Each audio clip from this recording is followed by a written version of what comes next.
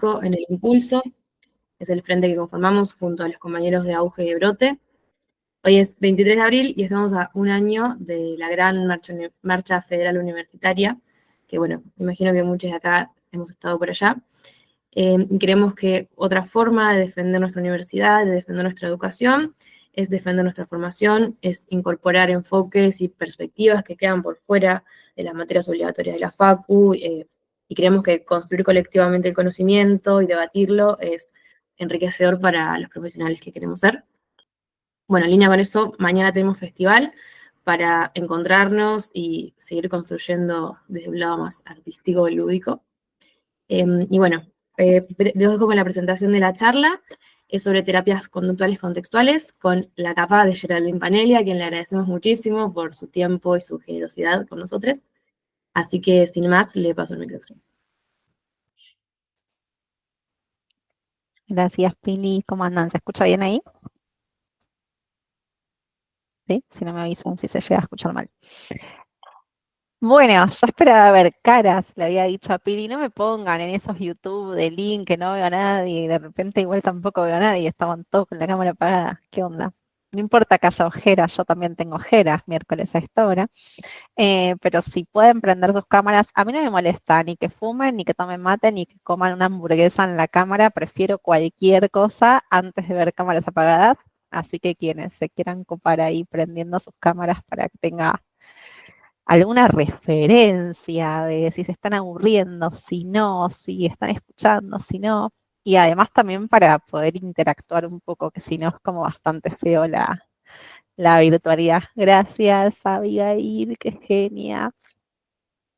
Sí, como no es una clase mía propia, no me pongo tan jede, porque en mis clases no dejo entrar a nadie con cámara apagada. Pero si pueden y tienen ahí como ganas de justamente esto, ¿no? De ser humanos, de compartir, de mirarnos a los ojos, que tanto nos hace falta, está bueno si pueden ir prendiendo sus cámaras. Veo que no los estoy convenciendo, pero bueno. Como tengo muy poco poder de convencimiento, no me Hay un pongan a... gatito de fondo, perros, todo. Vale cualquier cosa, en cualquier momento van a pasar. Yo estoy sentada y indiecito, en cualquier momento se van a meter mis perros en la cámara y no pasa nada. Bueno, gracias ahí quienes van prendiendo, se los agradezco un montonazo. No es lo mismo para mí hacerlo con o sin la cámara prendida. Bien, un poco para empezar, a ver si yo puedo compartir, ¿no, Pili?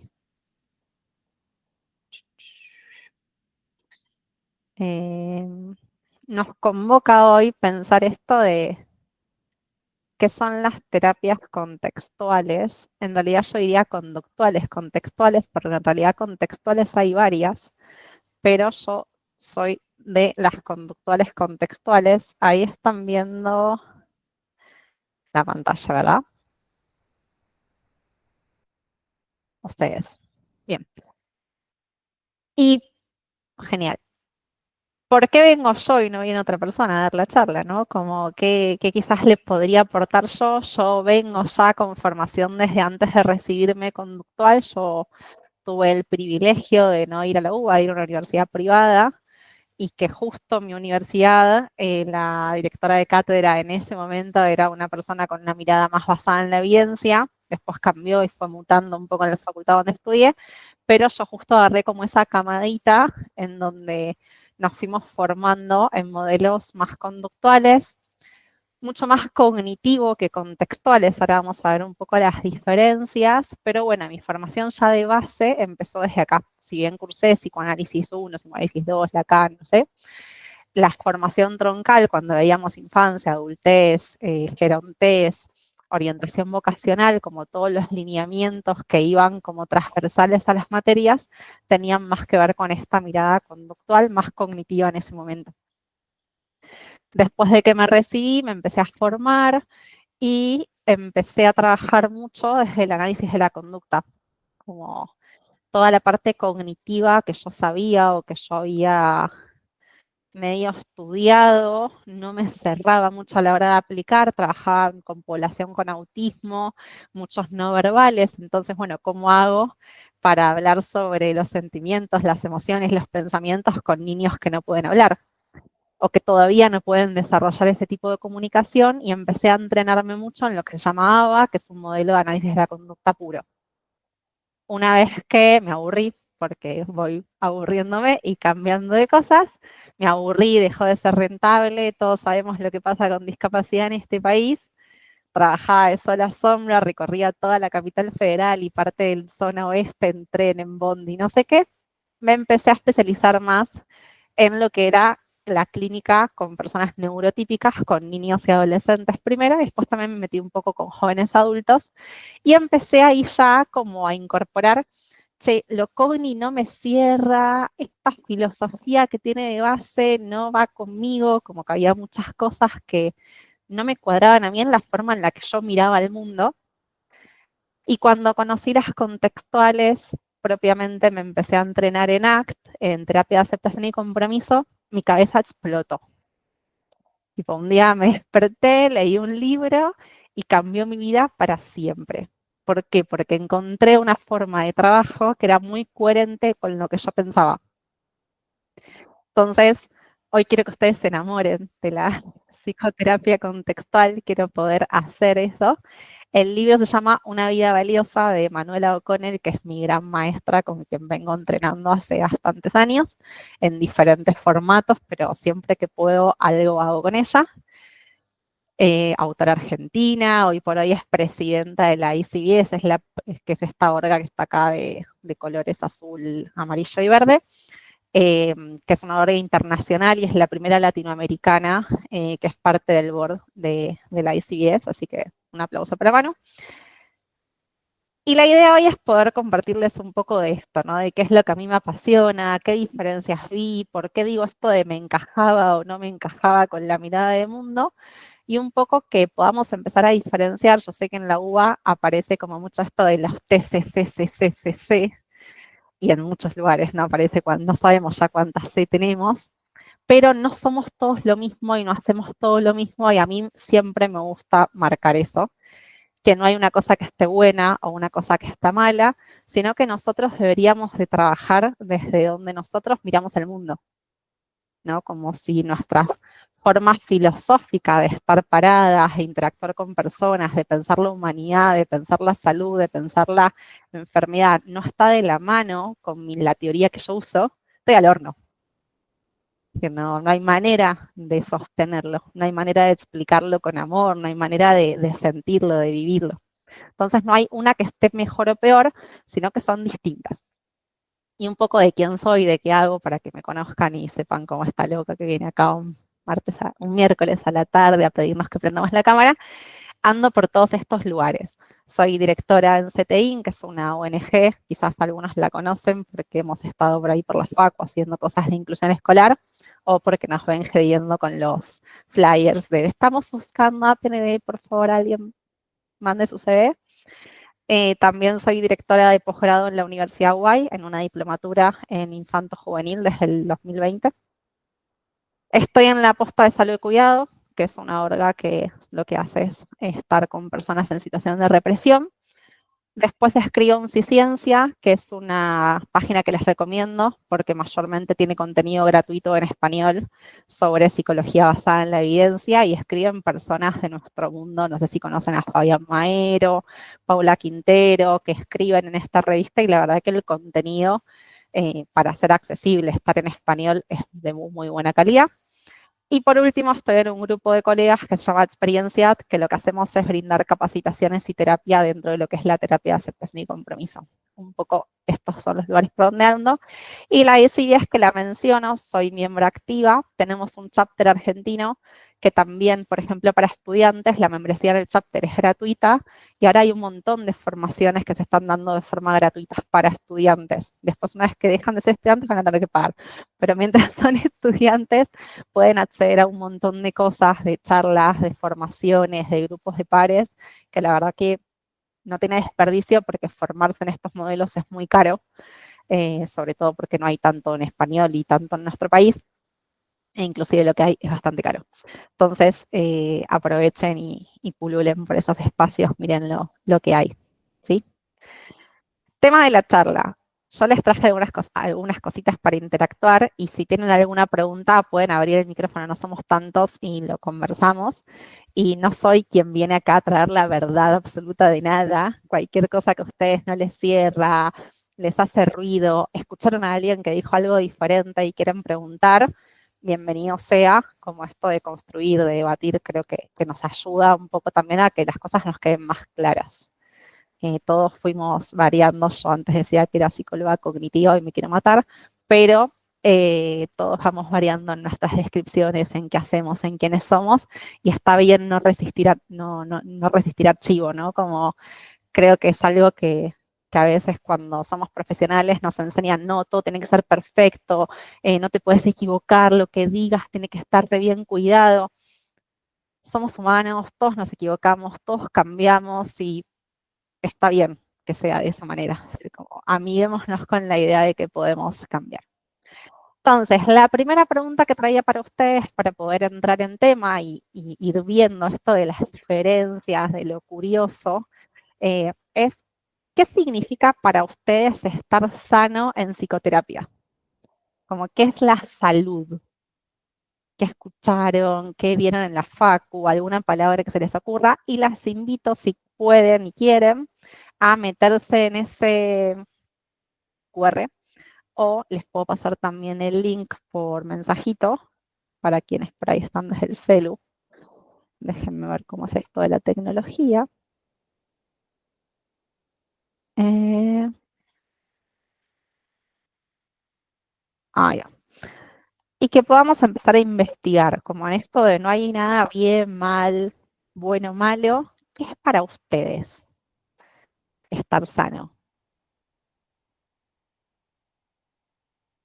Yo mientras les quiero compartir la otra pantalla, que se supone que mientras ustedes vayan escribiendo debería de irse viendo en la pantalla. Qué chino. Este no es, este botón sí es.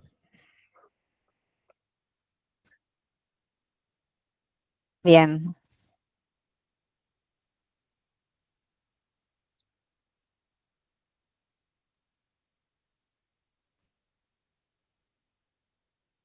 ahí podemos ver.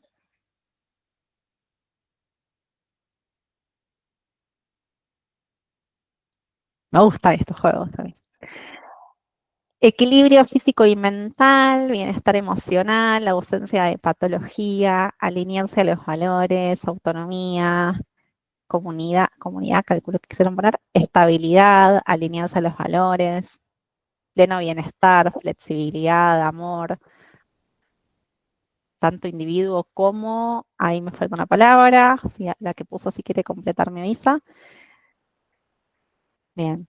Miren qué problemón tenemos, ¿no? Que somos acá 18, 19 personas que estudiamos en la misma facultad o la misma carrera y frente a una palabra de qué significa estar sano, aparecen un montón de cosas, ¿vieron? Tanto individuo como entorno me ponían ahí en el chat, que era lo que... Bien.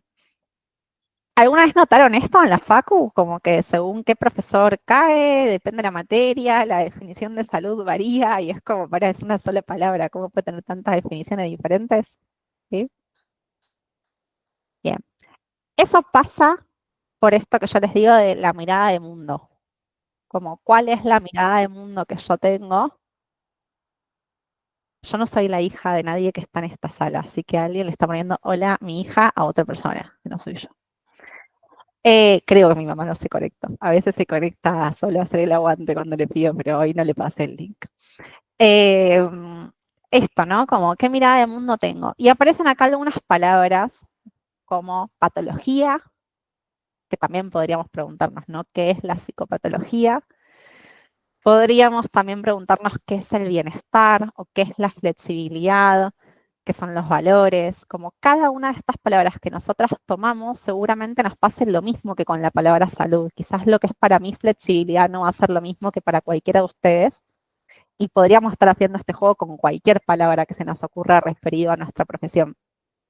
Entonces, mi idea es transmitirles que es importante saber dónde ustedes están paradas, ¿no? ¿Con qué definición de flexibilidad estoy yo? ¿Flexibilidad cognitiva es lo mismo que flexibilidad psicológica? Sí, no, no sabemos. Lo mismo pasa con la palabra autoestima o la palabra autocompasión, ¿no? Como muchas palabras que usamos los psicólogos y las psicólogas van a tener como estos juegos que depende de quién escuche y quién hable, van a significar cosas diferentes. Y acá tenemos el gran problema de por qué nos peleamos con nuestros amigos los cognitivos, quienes somos contextuales, que para nosotros la palabra patología no significa lo mismo que para ellos. ¿Sí? La palabra psicopatología no significa lo mismo que para ellos y la palabra salud tampoco significa lo mismo que para ellos.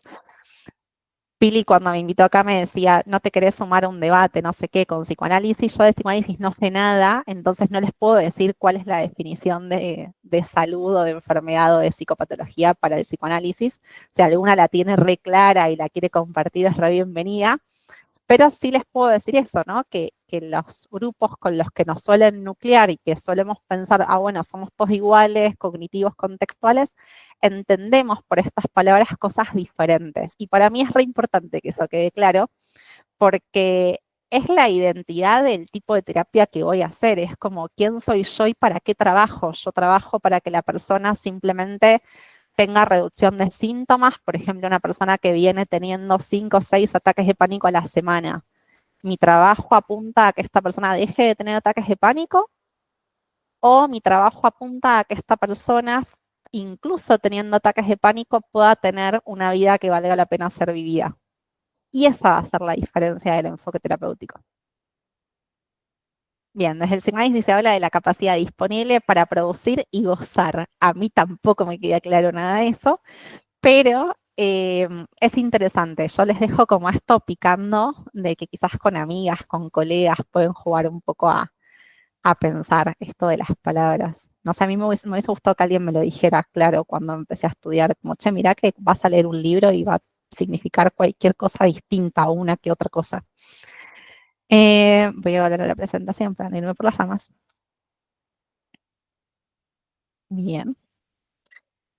Y entonces, pensando en esto de qué significa estar sano para las contextuales, que es lo que yo les vengo a presentar hoy, la psicoterapia conductual contextual, un poco pensar en, bueno, quiénes somos, qué hacemos, qué es lo que pensamos frente a el mundo y dónde estamos parados, ¿no? De dónde nacimos, de dónde vinimos, era lo que yo les quería traer hoy. Entonces, la psicoterapia conductual contextual la pueden ver como terapia de tercera ola, ¿no? Como han escuchado esto de las 3 olas de psicoterapia, una primera ola más del conductismo radical skinneriano, con el condicionamiento clásico, el condicionamiento operante. Después de eso aparece esta ola del cognitivismo, de las TCC, famosa en la segunda ola, con todo lo que eran los trabajos de Beck, los protocolos unificados, ¿sí? Si algo de esto no conocen, no pasa nada, pueden chusmear después, curiosear.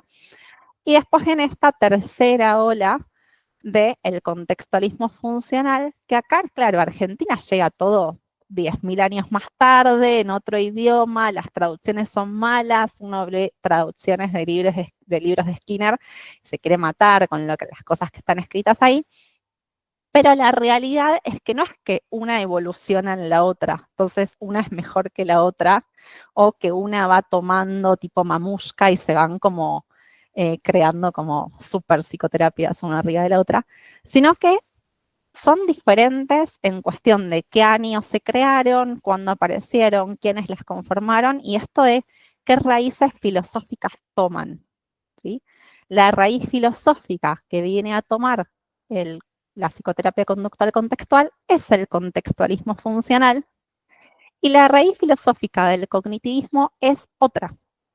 No me pregunten ahora cuál es, la tengo anotada en algún lado porque hace poco estuve leyendo un libro sobre esto, después se los puedo buscar. Pero las filosofías de base de las dos son otras. Entonces, sí es verdad que comparten cosas, que comparten todas las herramientas del conductismo radical. Todo lo que es la modificación de conducta, la exposición, el registro de pensamientos, la discriminación, el tacto del mundo interno. Hay un montón de cosas que sí comparten, pero lo diferente es hacia dónde va la terapia, cuál es mi objetivo de terapia. Entonces vamos a ver que en una psicología más cognitiva, el objetivo de la terapia va a ser que la persona tenga reducción del síntoma, y para eso es muy bueno, las investigaciones le dan muy bien. Cuando uno agarra investigaciones de depresión beckianas, las investigaciones dan joya. Lo que se empezó a investigar después es que, che, si sacamos el componente cognitivo, hacemos activación conductual solamente, que es 100% conductual, primera ola, y las investigaciones nos dan todavía mejor. Nos dan mejor incluso que los psicofármacos. Entonces, ¿cuáles son los componentes del cognitivismo que nos funcionan?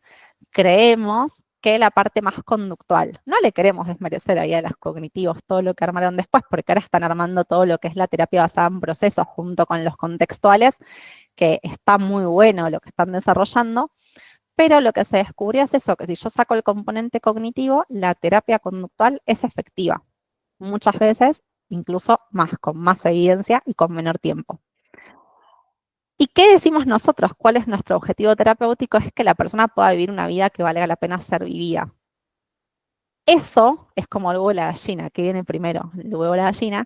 Generalmente, cuando una persona conecta con su vida, conecta con lo apetitivo, se mueve, esto de ACT, no decimos ACT, decimos ACT, porque tiene que ver con la acción comprometida, generalmente, por consecuencia, el síntoma se reduce. Pero no es algo que nosotros vamos a buscar de antemano. Es una consecuencia que aparece después de estar haciendo todas estas intervenciones, ¿sí? Entonces, las peleas que tenemos, por ejemplo, es, che, pero la terapia de aceptación y compromiso es efectiva para esquizofrenia, y un cognitivo te va a decir que no, pero un contextual te va a justificar que sí. ¿Por qué?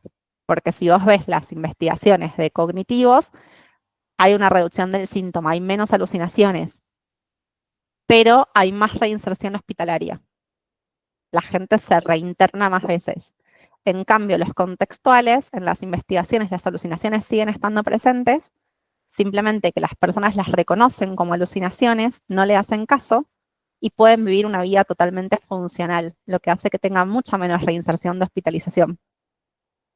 Entonces, en realidad es desde dónde miramos si funciona o no funciona, ¿sí? ¿Cuál es el objetivo? Si estamos buscando que baje la alucinación, ACT no es el camino. Ahora, si estamos buscando que la persona sea funcional en su vida, ahí sí va a ser el camino, ¿sí?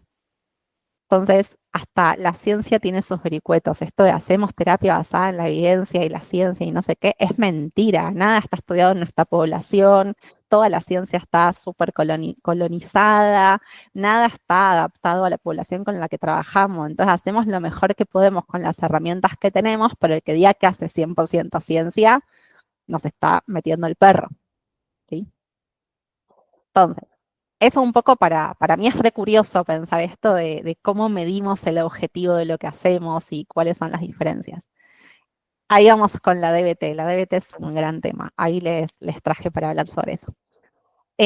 Bien, entonces están dentro de la tercera ola, tienen una base común que el enfoque es la función de la conducta, el lenguaje y el contexto, ¿sí? Cuando nosotros trabajamos con la conducta in situ del consultorio, con el lenguaje y con el contexto, que en realidad la conducta y el lenguaje son parte del contexto. O sea, acá está como separado, pero el contexto es todo esto.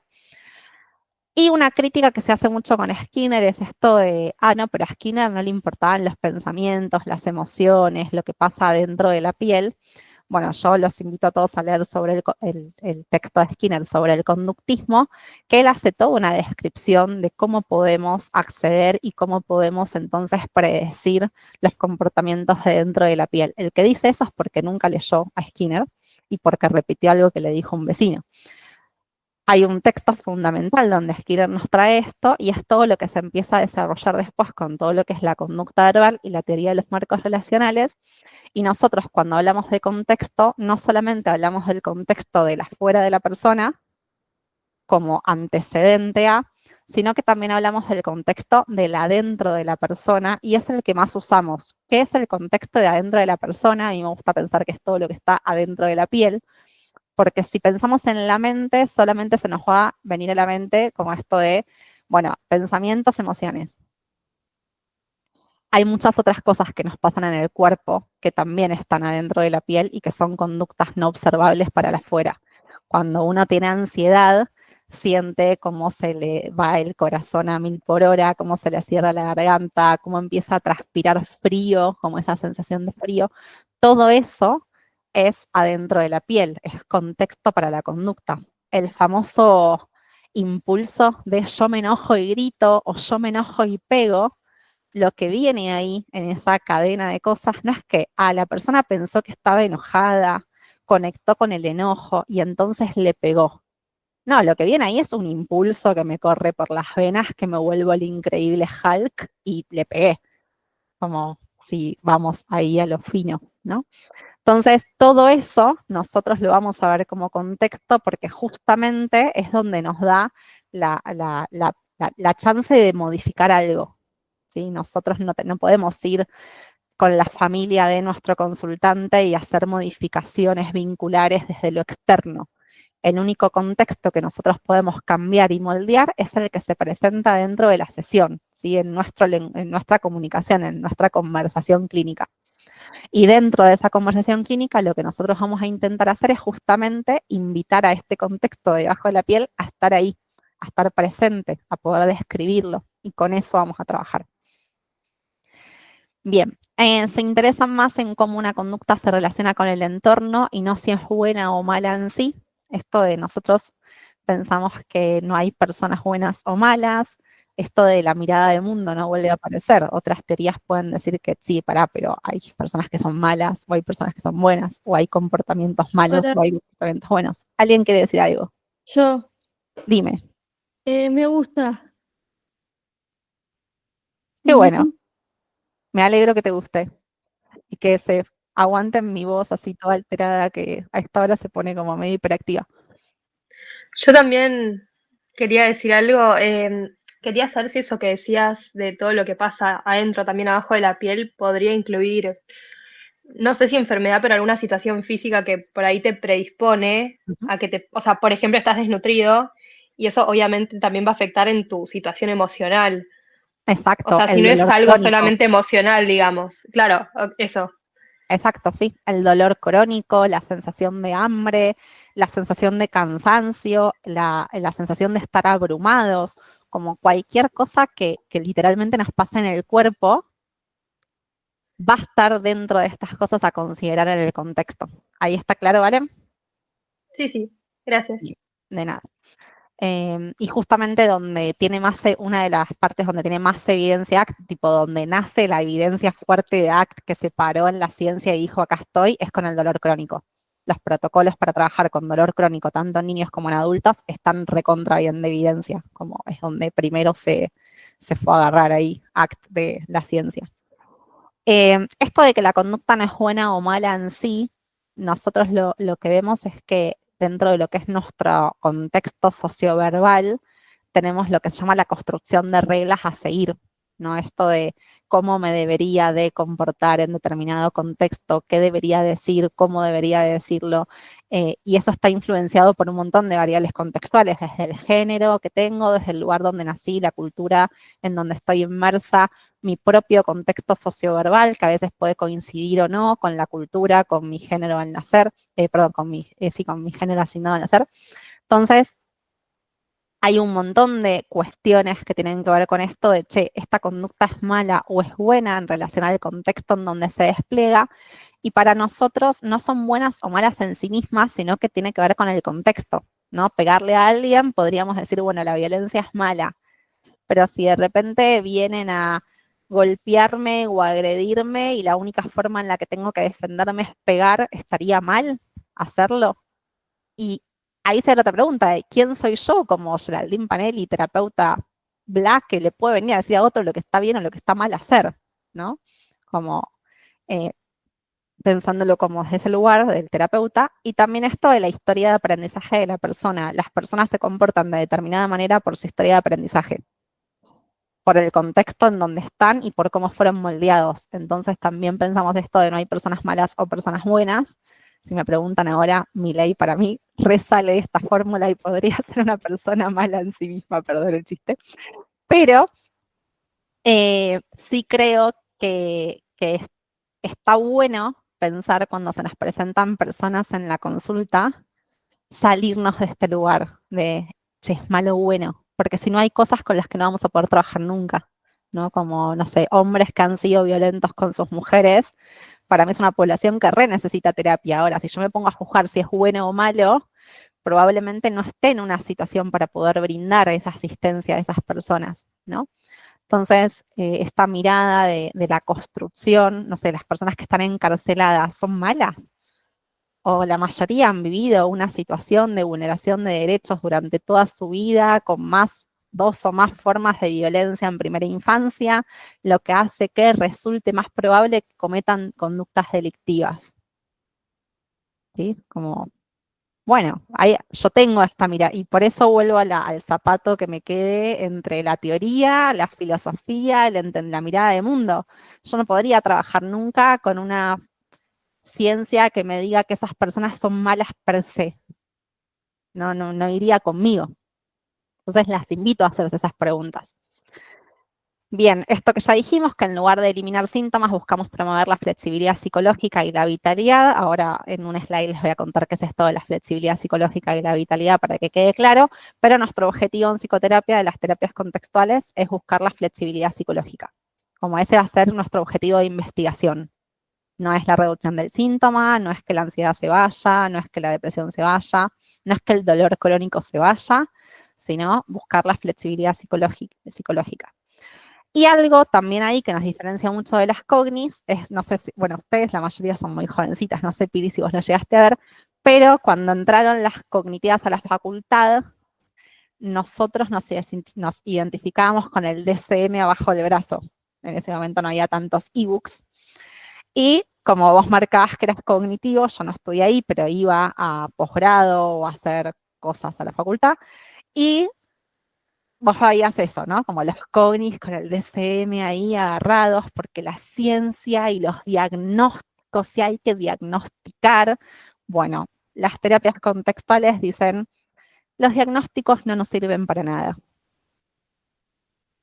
Lo que nos sirve es entender que procesos transdiagnósticos hacen que las personas no puedan vivir una vida plena.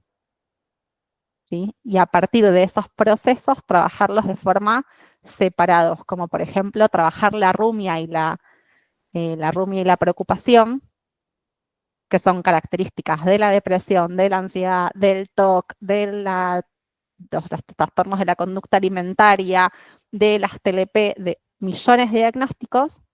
Hay algo que podemos agarrar que coincide con todos esos diagnósticos, que es la rumia y la preocupación.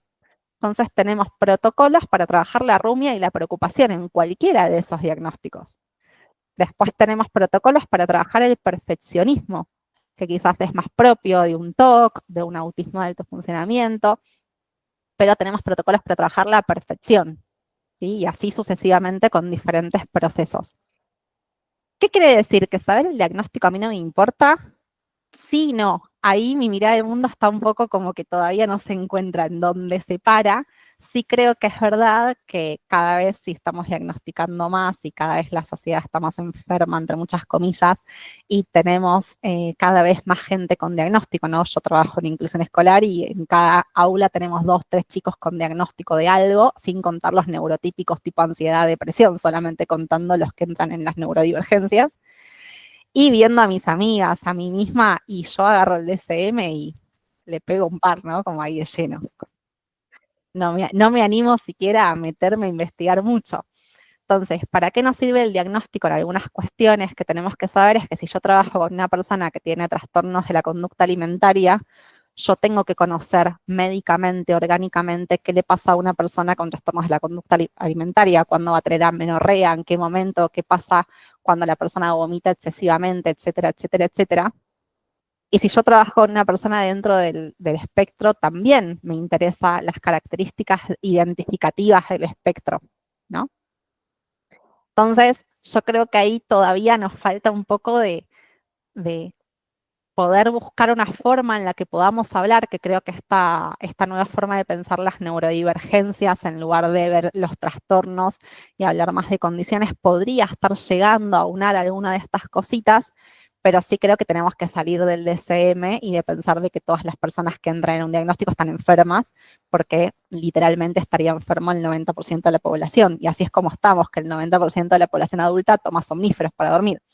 Es decir, como tenemos que empezar a pensar más contextual en esto de que la psicopatología, no me ven haciendo comillas, pero estoy haciendo comillas, no es algo que está dentro de la persona. Vivimos en una sociedad cada vez más enferma porque hay condiciones ambientales que cada vez nos enferma más en cuanto a la salud mental. Entonces, si nosotros agarramos el DSM y tenemos como una mirada más orgánica de por qué las personas tienen autismo, o por qué las personas tienen depresión, o por qué las personas tienen trastornos de la conducta alimentaria, y nos olvidamos del contexto en el que vivimos, estamos un poquito ahí como medio raro, ¿sí? No sé qué les parece, me pueden contar. Así yo me callo un toque. ¿Qué postura habría en cuanto a los diagnósticos y el CUD? Y mirá, el CUD es un mal necesario que debería de llamarse de otra forma, porque el CUD lo que hace es que la persona tenga acceso a la salud en general al 100%. Esto es hoy, chicos, capaz que mañana esto cambia, que ya no es más al 100% y es al 5%, pero el CUD lo que nos da es una herramienta para que las personas con diferentes condiciones puedan acceder a un tratamiento. Creo que las personas que están dentro de esa población deberían de poder decidir cómo quieren ser llamadas, qué tipo de carnet quieren usar, el cómo identificarse, como yo creo que nos falta mucha conversación con esas personas y que ellas mismas sean quienes decidan esas cosas y no que haya otros a dedo capacitistas diciéndoles cómo se tienen que llamar o qué tienen que hacer. Entonces no tengo yo, como no tengo CUD, sí, mi papá tiene CUD, pero no voy a hablar por él tampoco, cada uno debería de poder quizás acercarse desde ese lugar. Y el CUD es muy general.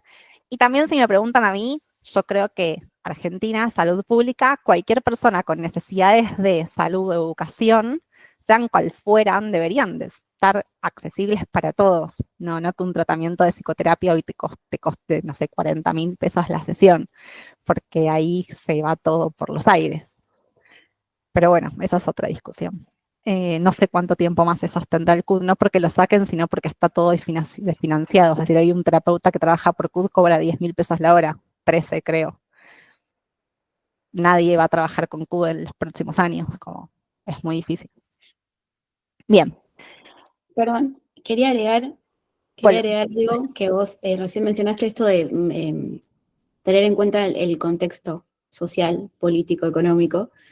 Yo soy residente en un centro de atención primaria y esto se ve todo el tiempo, esto de cómo afecta, cómo impacta la situación de hoy en día en la población, más en poblaciones que ya de por sí están en un contexto vulnerable.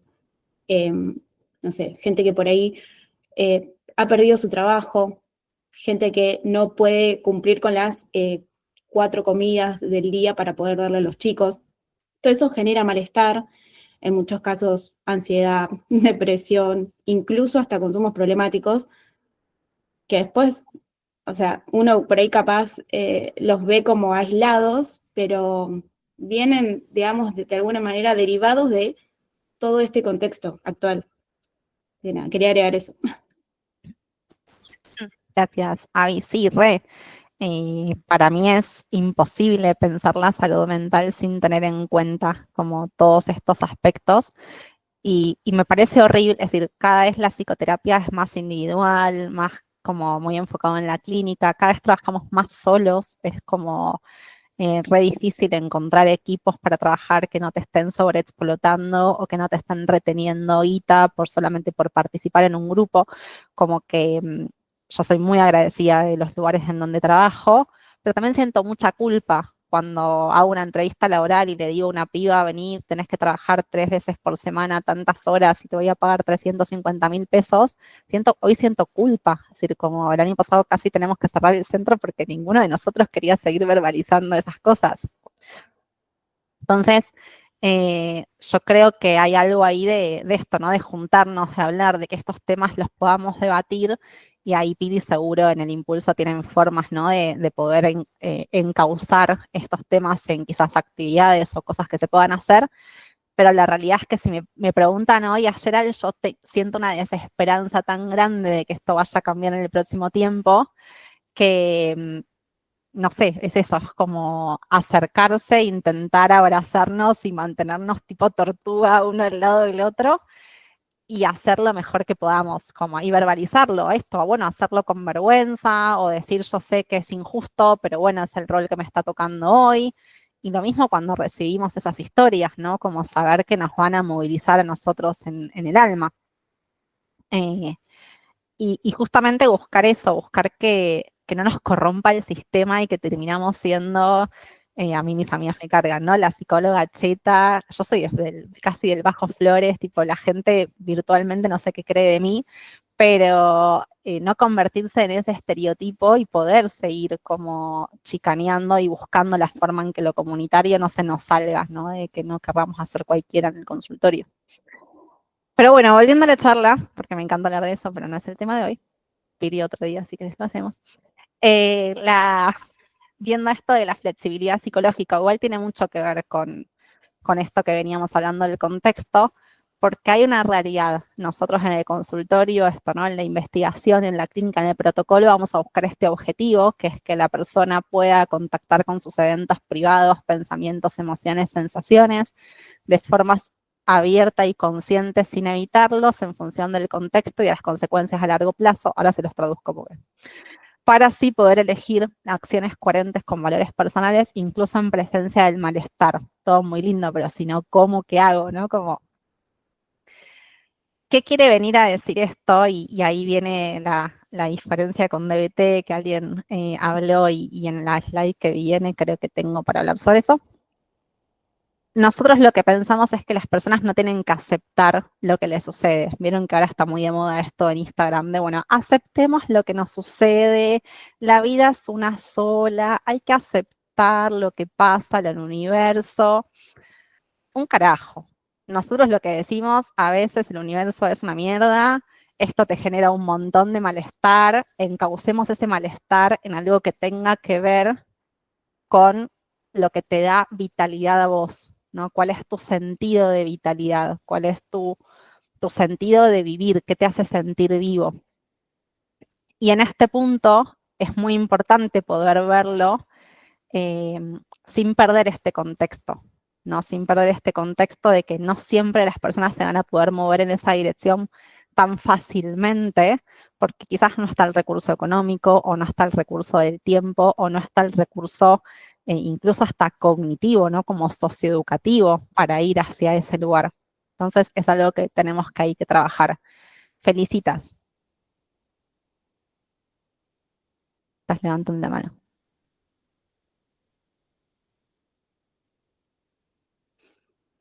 Bien, bueno. Después si querés decirnos algo, me interrumpís. Belén, ¿querés decir algo? Sí. El otro día una pariente me decía que estaba yendo a terapia y que quería perdonar a su hermana por todo lo malo que vivió con ella y que necesitaba perdonarla.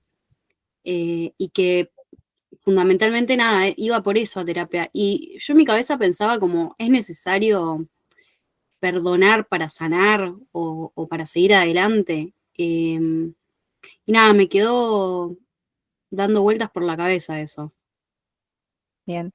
Acá es la gran respuesta que vas a escuchar a todas las personas que estén de mi palo dando una clase. La gran respuesta es depende. Depende qué significa perdonar para esa persona, cómo es el accionar de perdonar, porque una cosa es perdonar, no sé, de volver a comer todos los domingos al mediodía con esa hermana que quizás la recontra relastimó, y yo calculo que una persona que te recontra relastimó en ese contexto te va a seguir lastimando, con lo cual sería saludable, sería flexible volver a esas comidas, tener ese contacto cercano. Son tas preguntas que yo le haría a esta persona, bueno, no la conozco. O perdonar sería poder armar un diálogo autocompasivo cada vez que se acuerde de su hermana para cerrar la historia y cada vez que venga este recuerdo, vea una foto, la inviten a una comida y tenga que decir que no, tener un diálogo autocompasivo de estoy haciendo lo mejor que puedo, todavía no estoy preparada para volver a verla, el pasado es pasado, no me quiero seguir enroscando con eso, por ejemplo. Como que ahí hay como que se abren varias alternativas de qué se podría hacer en este perdonar, pero lo que nos va a decir ACT o la psicoterapia contextual, agarro el ejemplo, me parece que está piola, es ¿quién quiere ser esta persona? Para esta persona es importante ser una persona con la habilidad de perdonar o le da lo mismo. Para esta persona es importante tener presencia familiar o le da lo mismo. Para esta persona, no sé, la habilidad de poder ser compasiva con un otro a pesar de haber sentido mucho dolor, ¿es importante o le da lo mismo? Y en función de esas respuestas es, bueno, yo voy a trabajar en ese perdón o no. Sí, ahora sí, la persona me dice, todo esto me da lo mismo. Está bueno lo que decís, porque otro familiar le decía, no, vos tenés que perdonar, porque perdonar es sanar, seguir adelante.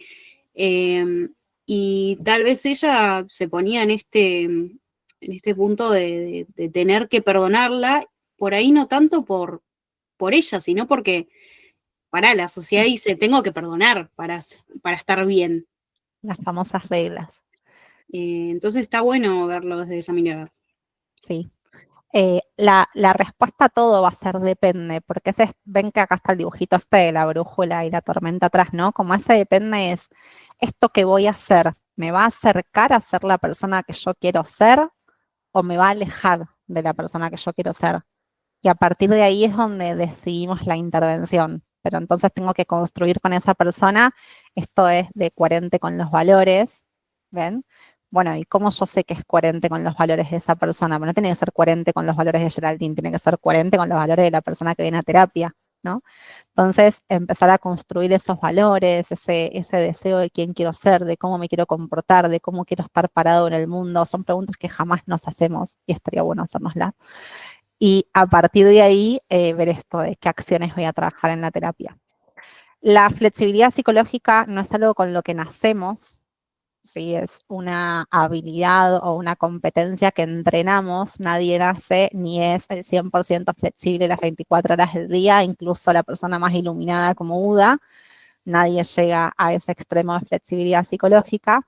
Y justamente como somos personas que estamos un poco atados a esta historia de aprendizaje, a todas estas reglas culturales, a todos estos debería o no debería, a un millón de cosas alrededor de cómo nos comportamos. Uno piensa que elige todo el tiempo el cómo se comporta y es mentira. Es mentira que elegimos cómo comportarnos. Está todo muy, muy armado en nuestra historia de aprendizaje.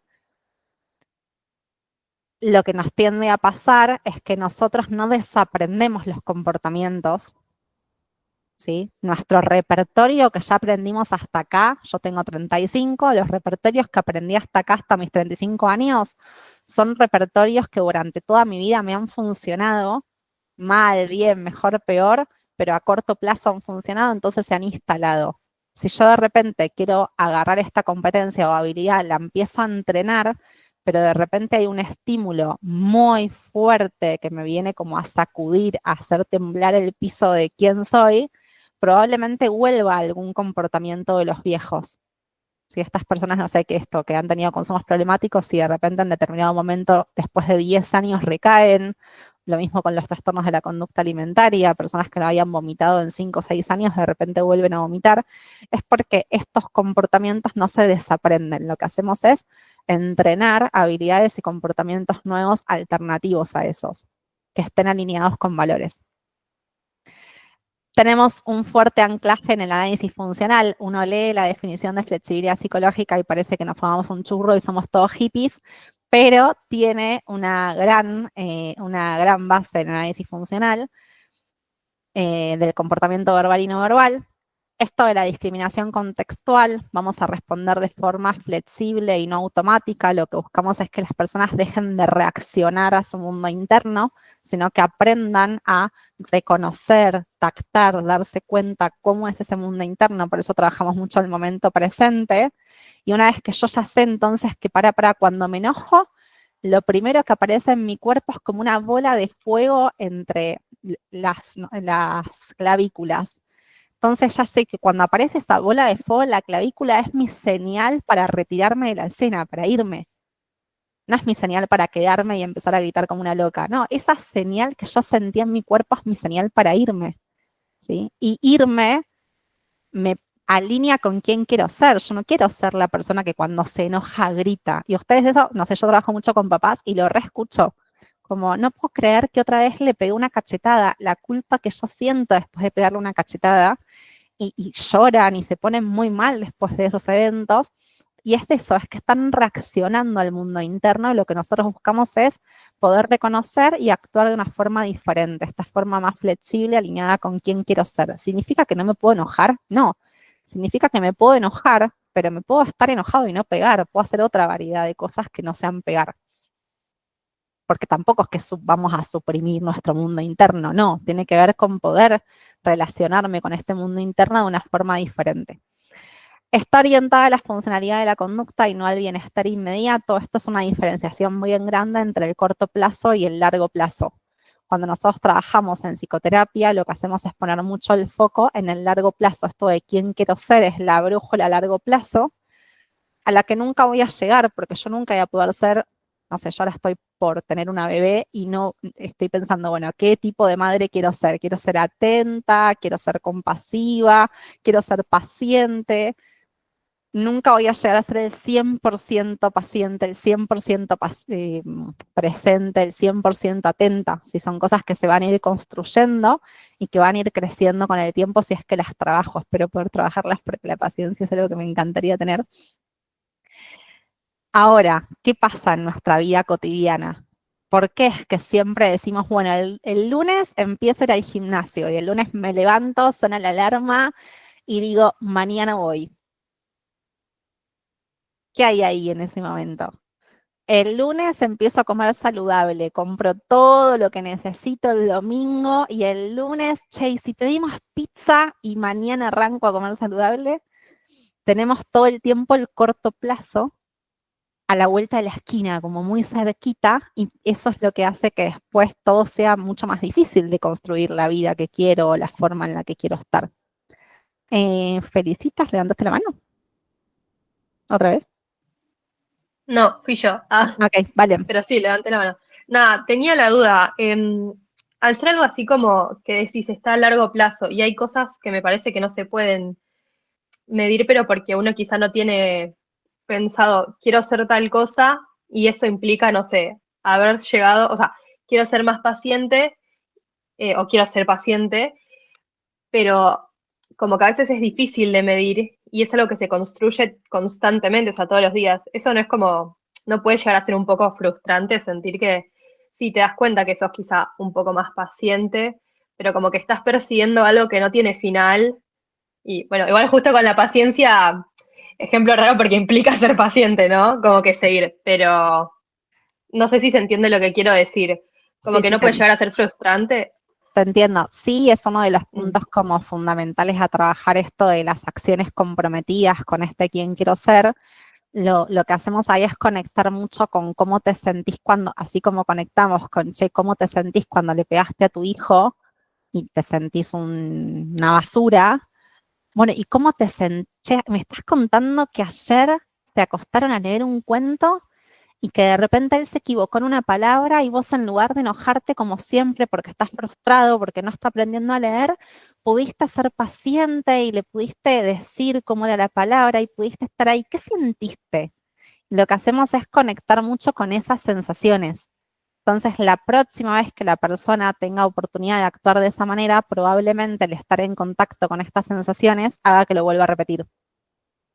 Ahora, si vamos por la vida como vamos nosotros, o por lo menos yo, generalmente, que no conecto con nada, me como un helado y estoy comiendo, como un helado y me voy a andar en bicicleta y saco los perros y escucho música y hago todo al mismo tiempo y voy como una desquiciada por la vida, si nadie me pone un freno y me dice, che, ¿cómo te sentiste cuando estabas en la plaza con tu perro y le viste las orejas para atrás porque estaba contento? Si yo no hago ese ejercicio, la próxima vez que me toque sacar de los perros voy a decir, ay, qué paja. Cuando yo determiné que quería ser una madre perruna responsable, no sé qué estaba pensando. Como me voy a atar a esa regla, ¿no? Como, ¿por qué yo me metí en esto? ¿No? Y ahí es donde vamos a estar trabajando un montón en el contacto con qué pasa cuando sí me conformo de la forma en la que estoy, cuando sí me comporto de la forma en la que estoy eligiendo comportarme, cómo me siento. ¿Puedo frenar? ¿Lo puedo hacer con atención? La próxima vez que saque al perro, en lugar de ir escuchando música, ¿puedo ir en mi cabeza describiendo lo feliz que se ve mi perro? Y ahí es donde yo construyo esta habilidad de permanecer en ese desafío. Aunque esté cansada, aunque ahora sean las 8:30 cuando termine, no sé qué vas a hacer, y voy a tener que sacar al perro. Tipo, todo esto me sirve para sacarlo con motivación al perro cuando terminemos. ¿Sí? Incluso si me siento mal, incluso si no tengo ganas, conectar con su felicidad cuando sale y el por qué yo tengo perro, probablemente haga que lo saque igual, aunque esté cansada, aunque me sienta mal, aunque no tenga ganas de sacarlo. ¿Sí? ¿Se entiende? Sí, sí, se entiende. Bien. Para decirlo de alguna manera sería como, quiero decir que este, entre comillas, ejercicio de conexión, ponele, también sería como un poco de el compromiso de el paciente también con la terapia que está iniciando, ¿no? Sí, exacto. Ok.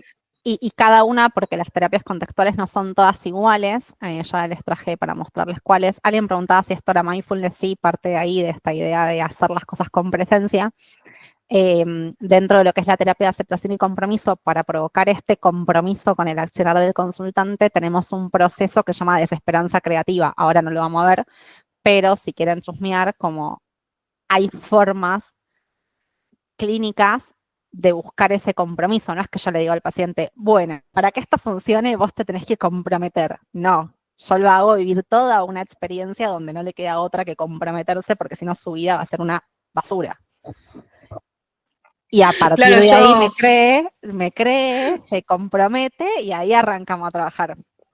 claro, sí, perdón, quise decir, o sea, con el tratamiento iniciado, no es como que de repente dice, no, voy a conectar con esto. O sea, a la par Exacto, de un tratamiento ya encaminado, quiero decir. Como que exacto. es capaz de hacer la conexión y es su compromiso mantenerla, digo. Exacto, sí, sí, tiene que ver con todo el tratamiento, como en todo el contexto del tratamiento, ¿sí? Y no nos ponemos psicoeducativos, algo que no está acá, pero también es la diferencia entre cognitivos y contextuales, es que nosotros no psicoeducamos al paciente. La terapia de aceptación y compromiso, las terapias contextuales son 100% experienciales. Lo que hacemos es que el paciente viva con nosotros la experiencia que implica cada uno de los procesos, no se los explicamos. Y eso hace esto, ¿no? Si yo hago que vos sientas que tu vida tiene que cambiar y que ese cambio está en tus manos, te lo hago sentir experiencialmente, si yo lo hago bien y hago un buen trabajo, te vas a comprometer con el tratamiento. Puede pasar que no, puede pasar que de repente yo haga el mejor trabajo posible y que no suceda, fallé yo, no falló el consultante. Tengo que ir a supervisar y ver, che, qué está pasando con este consultante que no estoy pudiendo hacer que se me comprometa, en dónde le estoy pifiando, qué es lo que estoy haciendo mal, con qué reglas yo me colgué y no estoy pudiendo salir, con qué me enrosqué, pero tiene que ver con mis habilidades clínicas. No es que, no, el consultante este no sirve para, soy yo la que no está sirviendo. ¿Sí? Ok, Eh, gracias. de nada. Y bien, creo que esto ya está todo, ya lo hemos visto. Yo pensé que iba a ser de corta la charla y me di cuenta que no sé si iba a llegar a mostrarles todo lo que tenía pensado, pero bien. Representantes. ¿Quiénes podemos pensar? Hay muchos representantes de terapias contextuales, pero los más grandes o por ahí los creadores de diferentes tipos de terapias. Ay, no tengo, les juro que cuando armé la filmina, abajo de Marshall Linehan había un signo de pregunta, yo lo juro, pero se me salió, no importa, ahora les explico por qué. Tenemos a Steven Hayes, Dios de los amos, el año pasado pude bailar reggaetón con él y fue una de las mejores experiencias de mi vida, porque vino acá a Argentina. Nada, si pueden escuchar sus charlas TED, si lo pueden escuchar a él hablando, no tiene desperdicio, es decir, como realmente él vibra la terapia de aceptación y compromiso, la transmite con un compromiso muy grande, tiene una mirada humana y contextual muy alineada, o por lo menos a mí, porque él empezó sus investigaciones con todo lo que era conductas para mejorar el cambio climático, todo lo que afectaba al medio ambiente, empezó a investigar cómo hacer que las personas redujeran sus consumos de energía, sus desechos, como un montón de cosas de ese estilo. Después se dio cuenta que eso no le daba plata y se pasó a la clínica. Pero sigue teniendo como su mirada hippie ahí como muy presente, de hippie de los 70, queriendo construir un mundo mejor, y realmente lo que arma la ICBS es la orga que él organizó y creó junto con otros colegas, y es un ambiente muy colaborativo. No sé, para ingresar uno paga lo que puede, no hay un monto de pago para ingresar, cada uno puede pagar lo que quiere. Siempre que están los congresos, los latinoamericanos pagamos menos que el resto del mundo, bueno, latinoamericanos y africanos. Como la verdad que lo que hacen tiene mucho compromiso social, me parece que está bueno remarcarlo. Después tenemos a Marsha Linehan de la terapia de aceptación y compromiso. Faltan más mujeres en este coso. Después tenemos a Mavis, que junto con Robert, Mavis y Robert eran pareja. Robert falleció después de la pandemia, creo que en el 2023, si no me equivoco. Ellos son los creadores de la terapia analítica funcional, FAP. Después tenemos a Neil Jacobson, que armó todo lo que es la terapia de activación conductual, esto que yo les contaba, que sacó la parte cognitiva de los protocolos de Beck y empezó a probar qué pasaba solo si agarrábamos la parte conductual de esos protocolos, y ahí crea la activación conductual para depresión, y la terapia integrativa de pareja. Después ya tenemos como algunos más actuales, Scott Kabat-Zinn, que hizo la terapia basada en mindfulness, y Paul Gilbert, la terapia centrada en la compasión. ¿Qué decirles? Todos grandes, grosos, lo más loco de todos es que están vivos, y que si les escribís un mail te contestan, tipo como súper loco poder tener conversación con estas personas. Yo me entrené en vivo con Hayes, con Paul y con Mavis. Con Robert llegué a entrenarme, pero ya él estaba muy enfermo cuando estábamos entrenando. Y las personas realmente encarnan los modelos de los que hablan. Si uno escucha incluso la historia de Marsha, yo no soy de la DBT, pero incluso si uno escucha la historia de Marsha y lo que ella creó y cómo lo hizo, te das cuenta que es eso, son personas que encarnaron el decir, hay que solucionar esto que está pasando, tenemos que encontrar la manera, y la forma en la que lo hicieron fue realmente asombrosa. Como lo que desarrollaron es asombroso cada uno de ellos. Y eso, les pueden escuchar, pueden buscar conferencias, pueden mandarles un mail, se pueden suscribir a sus canales. Como para mí es un beneficio de la época poder tenerlos tan a mano, y que si nada, eso, uno tiene una duda, o en los grupos de la ICBS, Steven siempre está contestando, hay cadenas de mails donde la gente pregunta boludeces y él contesta siempre, como me parece que es como muy copado. Y Mavis también, Mavis, si uno le escribe por Facebook porque no usa Instagram, también suele contestar, o si le mandas un mail como si les interesa algo de esto, es gente que está muy a mano, que desarrolla cosas repiolas.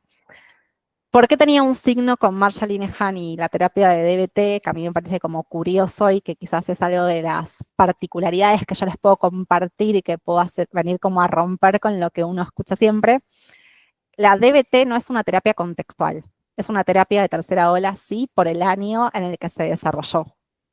Pero si uno ve videos de Marsha dice, yo soy cognitiva, ¿no? No sé si alguien de acá ha estudiado DBT, pero incluso la forma en la que Marsha concibe la enfermedad y la psicopatología tiene mucho más que ver con los cognitivos, con la segunda ola, que con los contextuales. Marsha creó un protocolo para personas con trastorno límite de la personalidad. ¿Qué es el trastorno límite de la personalidad? Un diagnóstico que está dentro del DSM, ¿sí? Hoy por hoy, las personas que se van ayornando un poco con las contextuales y que se van como mimetizando mucho y empiezan a estudiar, porque encima, claro, todo esto se da todo junto, todo mezclado, uno va a una formación de TCC y ves un módulo de una cosa, un módulo de la otra, y es una ensalada rusa de condimentos. Las personas que quizás se han formado en DBT, yo tengo una gran amiga, muy formada hace muchos años y muy conocida en DBT, que después se hizo ACT, y ella lo que hace es agarra las habilidades de DBT, las trabaja para desregulación emocional, pero con una mirada transdiagnóstica, con una mirada de la no reducción de síntomas, con una mirada de la aceptación, y acá tenemos un problema, que una de las habilidades de DBT es la aceptación radical, y una de las habilidades de ACT es la aceptación. Misma palabra, diferentes cosas. La aceptación radical está más desde este lugar de tengo que aceptar la situación tal como es porque no la puedo cambiar. Y la aceptación de la de terapia de aceptación y compromiso, es tengo que aceptar el enojo que me produce esta situación de mierda. Son dos cosas totalmente diferentes. Una paciente que viene siendo víctima de violencia de género, yo no le puedo decir tenés que aceptar la situación tal como es. Lo que te puedo decir es tenemos que aceptar que esto te produce miedo, que esto te paraliza, que el trauma en tu cuerpo tiene determinada sintomatología, y todo eso es lo que tenemos que aceptar para que vos te puedas mover hacia otro lado. Que aunque te sientas paralizada, puedas salir de tu casa incluso con miedo. Eso es la aceptación de la terapia de aceptación y compromiso. Y es muy diferente a decirle a alguien, bueno, tenés que aceptar las cosas como son porque no las podemos cambiar. ¿Sí? Entonces, ahí es donde con la DBT estamos como medio peleaditos, como todavía no sabemos de dónde cae, en qué pata cae, si es contextual, si no. Pero bueno, esto de escuchar a las personas, a mí me gusta como darle el beneficio de la duda a las personas y que ellas mismas lo explican, y cuando Marcia habla de esto y cuenta, ella se ubica como mucho más como en una filosofía mucho más de segunda ola que de tercera. Que después personas que estudiaron DBT las agarren y las usen de forma contextual es otra historia. ¿Sí? ¿Estamos con eso? ¿Les aporta una novedad? Pues yo traje como la novedad para aportarles. ¿Sí? Súper, sí. Sí. Bien, me alegro. Y, Hola, hola, consultar algo. sí, obvio. Quería consultar si tenés información de dónde capacitarme para esto. La verdad que me interesó mucho y me gusta el enfoque. Bien, yo no quiero promocionar, no quiero hacer ningún chivo de nadie, la verdad, pero sí esto de acercarse a la ICBS como estudiantes o mismo como afiliadas, y ahí en la ICBS van a empezar como a codearse y a escuchar y a entrenar. Yo puedo nombrar centros que dan formaciones, si Pili me dejas, no tengo ni idea si esto se puede hacer. Ok, yo puedo nombrar centros Sí, CATC, no es CATC, Fundación Foro. Bueno, en Experiencia ACT tenemos formaciones de ACT propiamente dicha. Después mi formación infanto-juvenil tiene una mirada conductual contextual, que es más infanto-juvenil propiamente dicha, pero se ven todos estos modelos. Estoy pensando quién más da. Fundación Foro, CATC, Habilidades para el Cambio, Fundación ECO. Hay un montonazo de lugares. Lo que yo no les puedo decir es a dónde ir, porque yo no me formé con nadie de acá, entonces no sé cómo son sus formaciones como propiamente dichas. No puedo decir como vayan acá que va a estar bueno. Sí puedo decir que las mías creo que están buenas, pero pues, eso, no los quiero mandar a un lugar sin saber realmente cómo es el programa y qué es lo que hacen.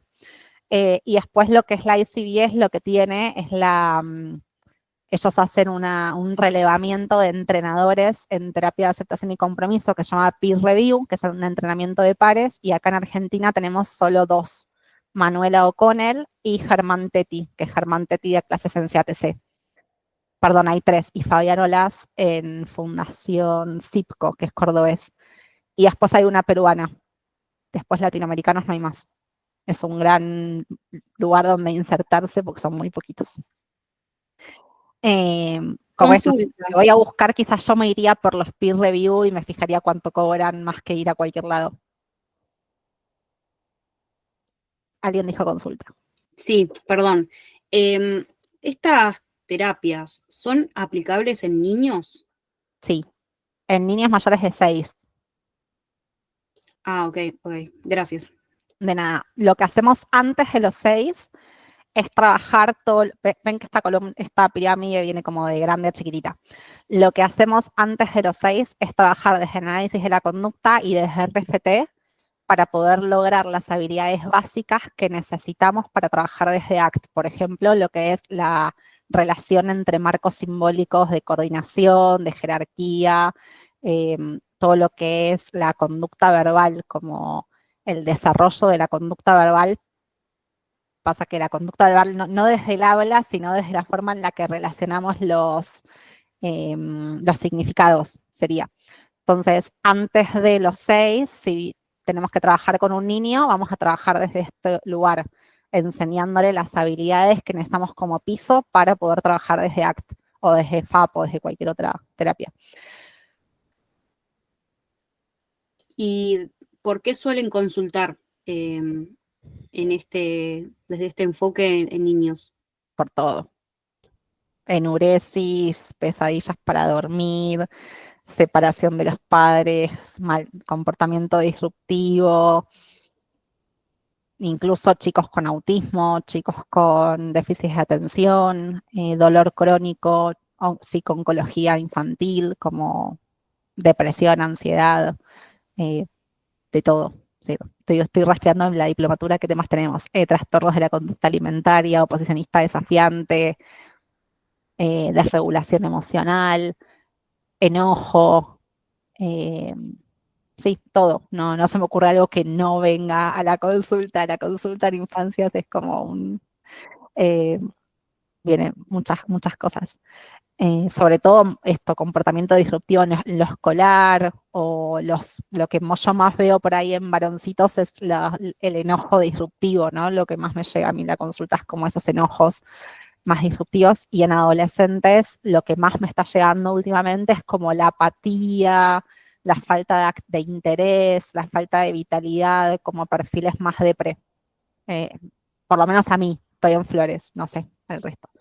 Y este año tenemos el índice de suicidios más grandes de los últimos años en Capital Federal, con lo cual también tiene sentido que lo que más llega a consulta es eso, ¿no? Como para tenerlo en cuenta. Bien, esta pirámide, ¿qué les quería traer yo cuando armé esta pirámide? Es pensar como de qué estamos hablando cuando hablamos de terapias contextuales, porque yo juro que uno lee un libro de ACT y piensa que se fumaron algo y están haciendo una hippieada, pero no. Y me parece re importante remarcar eso, porque si no, uno después en la terapia hace cualquier cosa, ¿no? Como que se pide esto, bueno, aceptamos nuestro mundo interno y no sé qué, y nos ponemos a leer una meditación. Y el tema es esto del para qué yo hago lo que estoy haciendo, esto de los caminos de la elección, de hacia dónde va el comportamiento que yo quiero que la persona adquiera, como tiene una función. No es, bueno, voy a leer un montón de metáforas y hacer un montón de ejercicios lindos, a prender una vela y a meditar en la consulta. Quizás puedo prender una vela y meditar en la consulta, pero con una función específica que tiene para mí, porque mi base es toda esta que viene ahora. Entonces, como filosofías, y esto es como tatúenselo, la filosofía de base de todo esto es el conductismo radical, que es todo lo que está propuesto por Skinner, ¿sí? ¿Por qué las personas se comportan como se comportan? Todo lo que son principios de aprendizaje, ¿sí?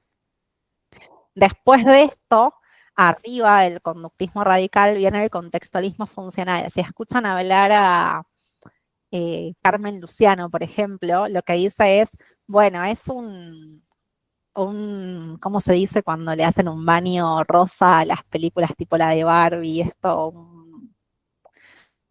Pinkwashing. Gracias, sí, gracias, Pili. Un pinkwashing, pero en el sentido de, es como si quisieran como darle una rosca más de humanidad al conductismo radical, porque fue tan bastardeado y fue tan mal usado y fue tan poco amigable con la población en general, que es decir, lo que viene a decir muchas personas ya grandes que estudiaron, de hecho Carmen estudió con el mismo Skinner en su momento, tipo ya hizo investigación con Skinner vivo, quien pudiera, necesitaron como cambiarle el nombre, ponerle un poquito de brillantina para que más o menos la gente lo escuchara un poco más humanístico, y trajeron como este nombre del contextualismo funcional.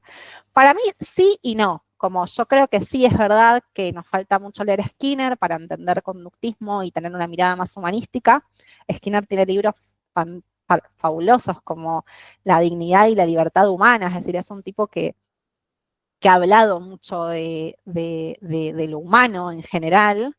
Él dice que la libertad es poder decidir incluso cuando el contexto nos viene a acorralar, ¿no? Como incluso con todo el contexto acorralándote, poder decidir, hace aportes muy copados en cuanto a lo humanitario, fue súper bastardeado y fue súper silenciado en muchos lugares. De hecho, acá en la facultad, no sé si hoy por hoy leen algún texto de Skinner, ¿no?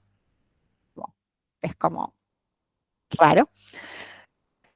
Y el contextualismo funcional lo que aporta es como quizás lo nuevo, ¿no? Como todo lo que nosotros entendemos de humanidad hoy por hoy como personas que vivimos en los 2000, bajado a la filosofía, como gente que con esta nueva mirada, con un montón de historia atravesada, con un montón de relatos y de cosas que pasaron en la humanidad, como el Holocausto, las guerras, no sé, absolutamente todo lo que ha pasado en nuestra historia de humanidad, han construido otra nueva filosofía con aportes del conductismo radical, pero con aportes nuevos, ¿no? Que hicieron ellos en relación a su mirada de mundo.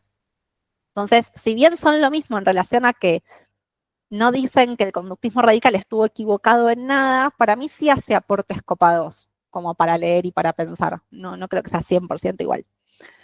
Geraldine, no tengo idea. Arriba de esto tenemos la ciencia, es decir, entonces tenemos filosofía, contextualismo y conductismo, eso es filosofía. Después tenemos la ciencia, que es el análisis de la conducta, y en algunas de estas terapias RFT, porque no todas se basan en RFT, pero sí en la conducta verbal. Y después de eso tenemos las terapias contextuales, que es la aplicación de esta ciencia en contextos clínicos con determinados procesos. Sí, ahí me están poniendo que en la materia de análisis y modificación de conducta leen a Skinner, sí, con Dahab, que es una de mis personas favoritas en este mundo. Si pueden cursar con Dahab, no se lo priven porque es lo mejor que les puede pasar y no sé cuántos años de clase le quedan. Bien, vos decime, Pili, si tenemos que cortar en algún momento, pero me quedan un par de cositas que les traje. Venimos bárbaro por ahora. Bien. Veníamos hablando de las psicoterapias contextuales, entonces me parecía como que estaba bueno poder meternos, Dahab, José Dahab es el profe, poder meternos un poco en qué es esta filosofía, ¿no? Esto de la mirada de mundo que nos atraviesa en la forma en la que hacemos psicoterapia. Entonces, todas las terapias contextuales justamente se basan en la filosofía del contextualismo funcional. Esto de que es una evolución del conductismo radical de Skinner, lo que hace es como mucho más explícito algunas características que quizás Skinner no las desarrolló tanto, si bien sabemos que son características que había en el conductismo radical, no están tan desarrolladas. Estas características es que son pragmáticas, que no buscan que haya verdades universales. Esto que yo les decía de no hay bueno, no hay malo, no hay comportamiento bueno, no hay comportamiento malo, no hay verdad para nosotros. La verdad es lo que funciona, la verdad es lo que le está funcionando a nuestro consultante, la verdad es lo que mi consultante me trae. Pero yo no me pongo a pelear con mi consultante si tiene sentido o no tenerle miedo a una hormiga, porque el miedo que siente esa persona sí es real. Le tiemblan las manos, siente palpitaciones, suda. Entonces, ¿quién soy yo para decir que el miedo a la hormiga es irreal? ¿Sí? Que quizás en una persona que hiciera como más reestructuración cognitiva se pondría a pelear ahí. Bueno, pero andate acercando. ¿Qué características podés ver en la hormiga que no sean peligrosas? No, pará, el miedo es real, está ahí, lo estás sintiendo. ¿Sí? Entonces nosotros ahí no nos ponemos a explicar esto de si es verdad, si no es verdad, sino que es lo que a nuestro consultante está funcionando. En resumen es eso, la verdad es lo que funciona. Después, la característica más ontológica, porque no pretende esto de saber si algo es real o esencial de la persona.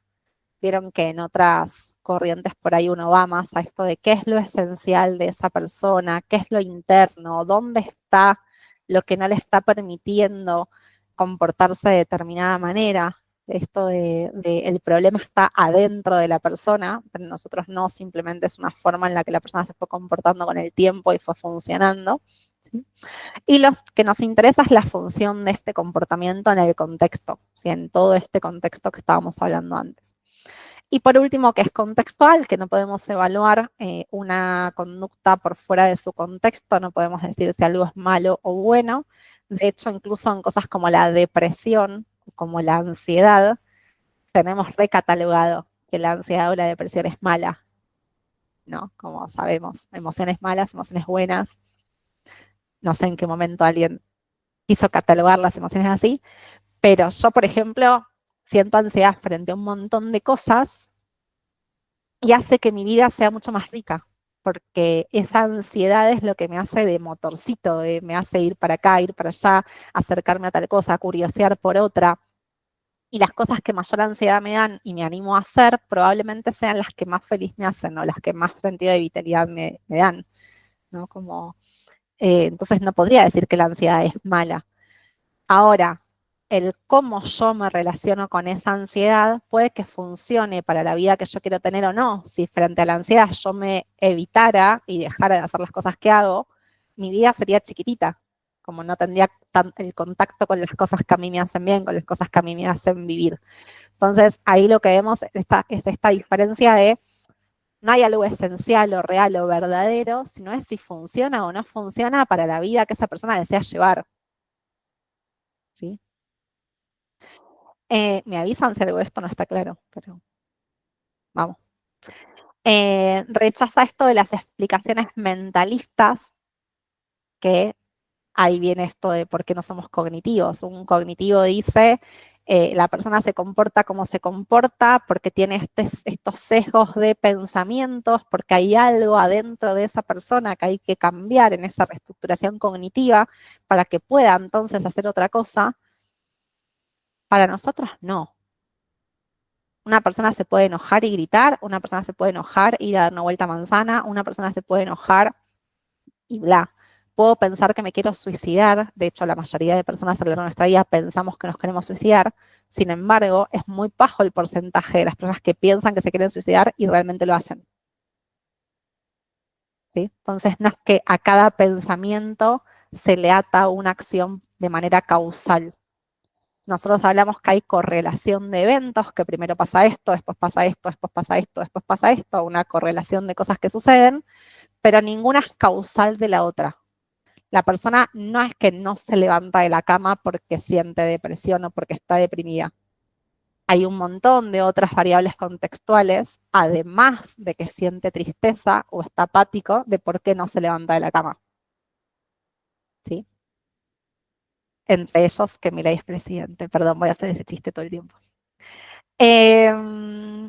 Bien, la conducta solo puede entenderse en su contexto, no la podemos analizar de forma aislada. Esto que recién me preguntaba, creo que Belén, ¿no? De, che, pero ¿es sano perdonar o no? Depende de un montón de contextos. Si no vamos a poder decir nunca una intervención sin conocer el contexto en donde se da, cómo son las variables que están interactuando con ese contexto. Se prioriza la predicción y la influencia efectiva y no la explicación causal, esto que estábamos viendo. No hay una explicación causal de las cosas, sino que lo que vemos es cómo podemos predecir e influir en los comportamientos para que sean los que justamente queremos aumentar. Vamos a hablar de repertorio aumentar, repertorio incrementar, habilidades a entrenar, como vamos a usar mucho esas metáforas de cómo hablar de nuestros comportamientos. Se enfoca en la función y no en la forma. Acá tomaría examen, como che, ¿qué es la diferencia entre función y forma? ¿Por qué decimos que se enfoca en la función y no en la forma? Porque la forma de un comportamiento es lo que nosotros podemos observar o podemos describir. O incluso la persona que lo siente, por ejemplo, podría describir sobre su mundo interno, sobre un comportamiento que pasa en el mundo interno. Ahora, ¿cuál es la función? Es el para qué. Y el mismo comportamiento puede tener diferentes funciones. O yo puedo hacer varios comportamientos que tengan la misma función. Entonces es un trabalenguas. Yo puedo de repente ponerme a llorar porque siento tristeza, ponerme a llorar porque estoy muy feliz. No tengo ni idea de si ya empezó el partido, pero no sé por qué Vélez está ganando. Me puedo poner a llorar viendo una película que no tiene ni fu ni fa con mi vida personal, pero de repente me hizo sentir algo que me hizo llorar. me puedo poner a llorar si de repente ahora salgo a la calle y veo una situación que me produzca tristeza. Por todas esas cosas yo puedo llorar. Ahora, además del por qué puedo llorar, es el para qué yo lloro. La mayoría de veces que lloramos es para expresar algo que nos está pasando, ¿no? Como para expresar quizás esto, de repente sentí mucha impotencia y lloré, sentí mucha tristeza y lloré. Ahora, ¿es igual el llanto de impotencia que el llanto de tristeza? Cuando nosotros vemos a alguien llorar, ¿siempre significa que está triste? No. Entonces, todo eso es lo que nosotros tenemos que relevar en nuestra conversación clínica de esos comportamientos, ¿no? De qué función están teniendo. Y también qué pasa, ¿no? Las personas que se cortan, por ejemplo, es un claro ejemplo, que se cortan siempre para bajar a cuerpo y dejar de sentir la desregulación de la emoción. O si de repente yo me empecé a cortar y mi mamá empezó a estar más presente y nunca me preguntaba nada y de repente me empezó a preguntar y yo me sigo cortando y mi mamá sigue estando muy presente y yo me sigo cortando y mi mamá sigue estando muy presente, de repente la función de cortarse, que inicialmente era para manejar mi desregulación, de repente es atencional. Y yo me corto porque sé que así mi mamá, no digo que lo hagan manipulativamente, porque no hay un proceso en donde las personas digan, bueno, me voy a cortar, a no ser que sean psicópatas, ¿no? Me voy a cortar para que mi mamá esté más presente. Pero hay algo del contexto de esta historia del aprendizaje que se arma, que de repente ese comportamiento empieza a tener esa función atencional. ¿Sí? Entonces, ahí es donde tenemos que tener cuidado y tenemos que relevar qué está pasando. Generalmente, la mayoría de las funciones que tienen, o por lo menos las que llegan a consulta, las que vemos como psicopatología agrupadas en estos procesos que yo les decía antes de perfeccionismo, preocupación, rumia, bla, los comportamientos tienden a tener, tienden a estar controlados bajo control evitativo. ¿Qué quiere decir esto? Que las personas hacen un montón de cosas para dejar de sentir su mundo interno. Toman alcohol, vomitan, se cortan, se pelean, gritan,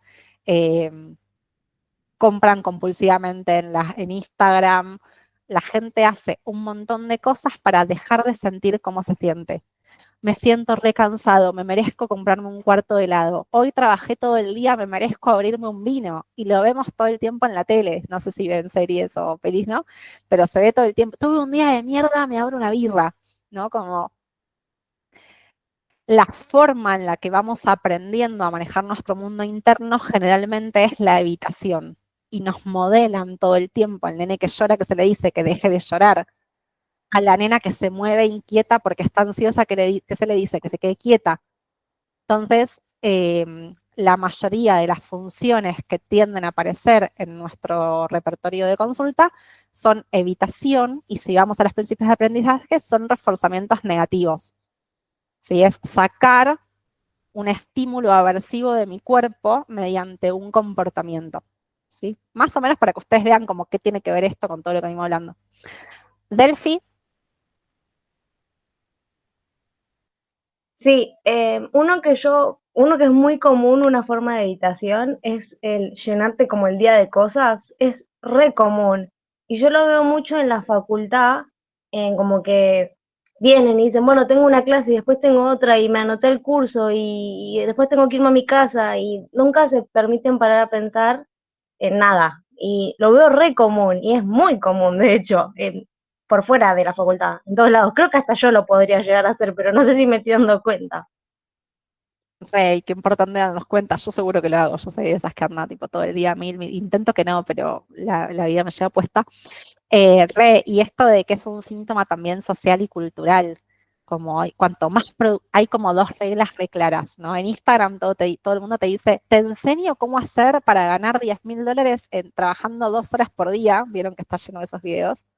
Como por un lado tenemos toda esa variante. Y después tenemos si soy exitoso es porque estoy todo el tiempo haciendo cosas. Como el éxito se mide en la cantidad de producción que yo hago, en cuánto leo, en cuántos PDFs me guardé, como tenemos todas esas reglas armadas socialmente. Sí, es evitación pura, es evitación de llegar a tu casa. Yo lo veía mucho con mis viejos, no sé si ustedes lo ven, ¿no? Pero yo voy a la casa de mis papás en cualquier horario, en cualquier momento del día, y ellos están mirando la tele.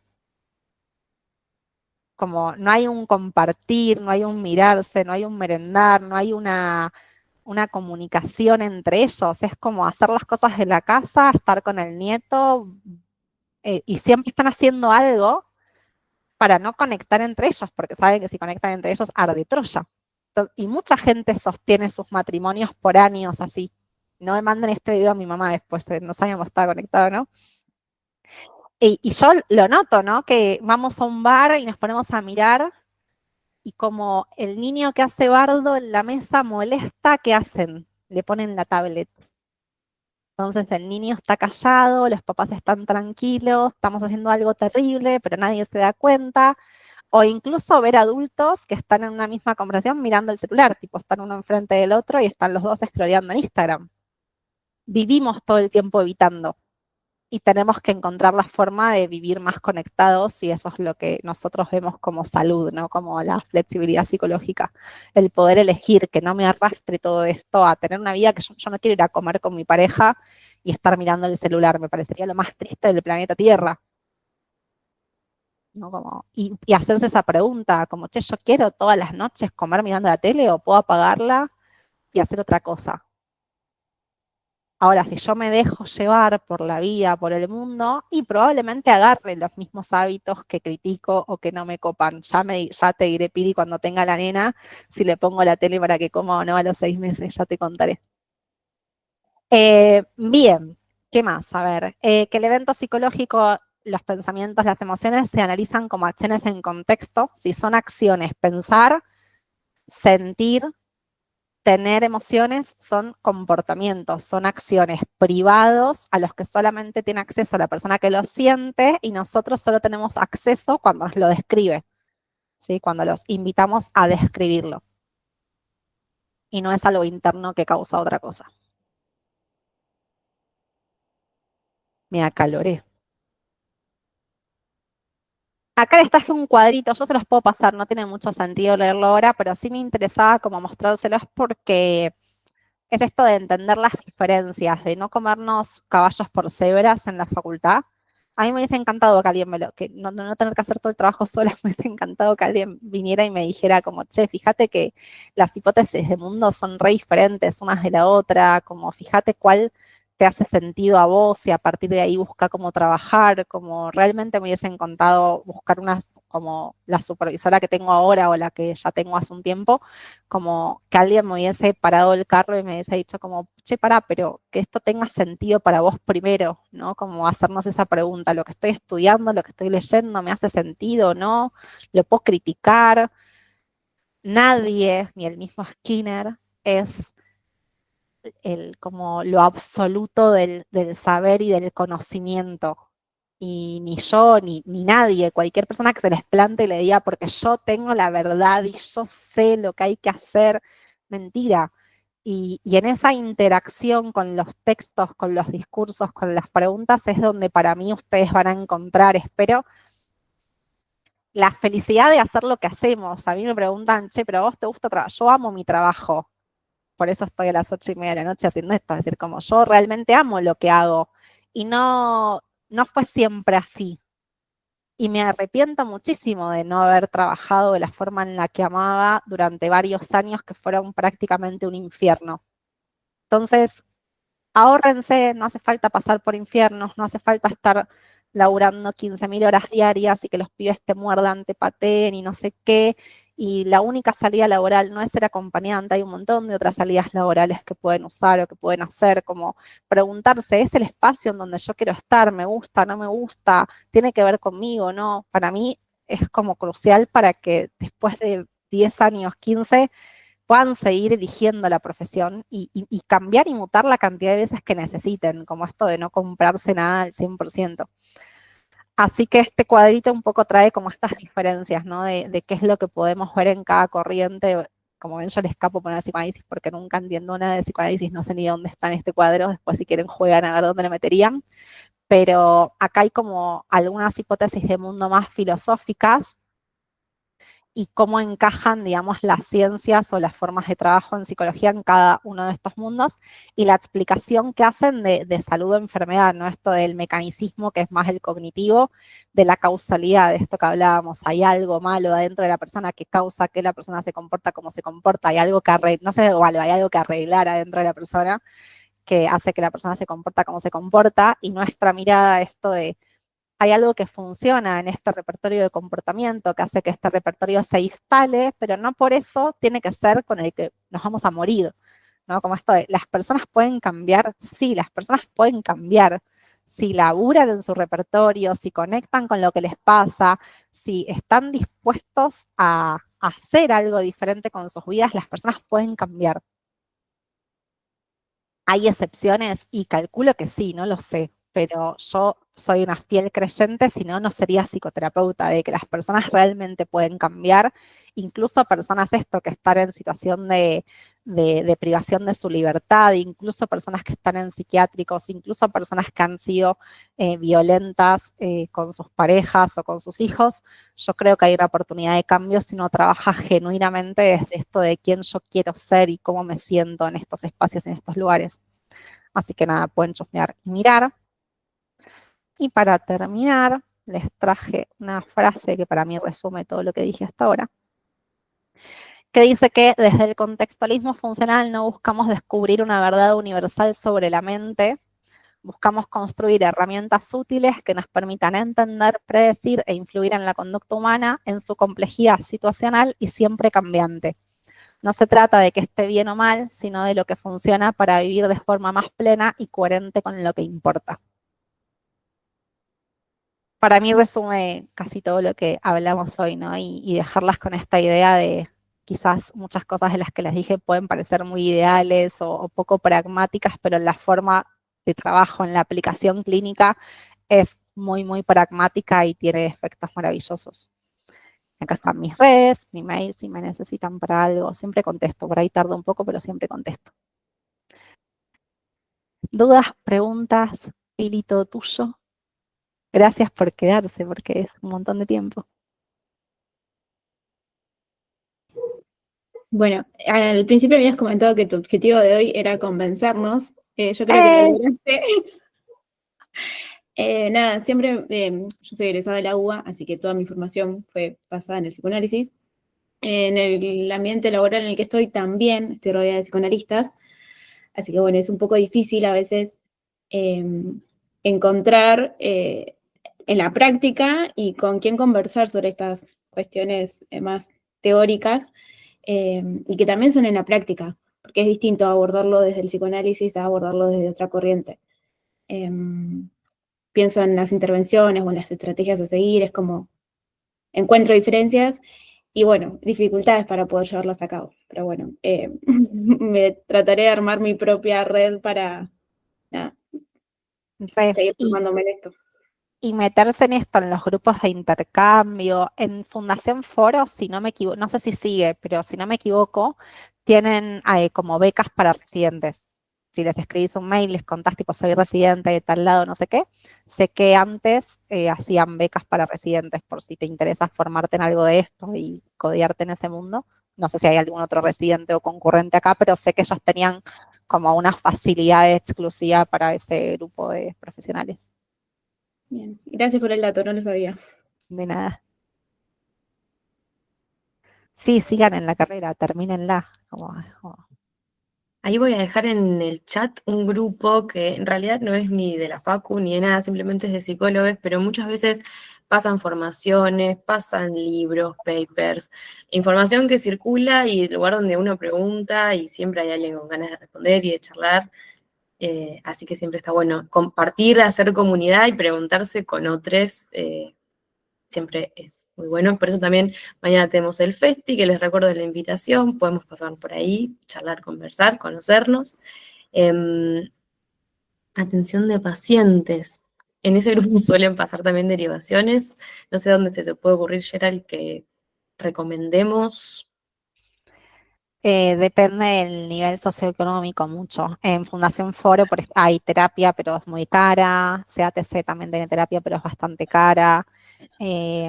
Habría que ver bien como la situación específica, pero cualquier cosa que me manden un mail y que me digan tipo dónde están, si quieren virtual, presencial, porque también todo eso influye en a dónde yo mandaría a alguien y puedo mandar algún contacto en base a lo que me digan de necesidad, como buscar a alguien.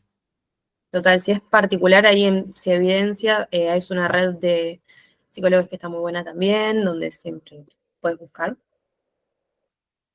No la Sí. conocía, mira, me llevo yo una nueva.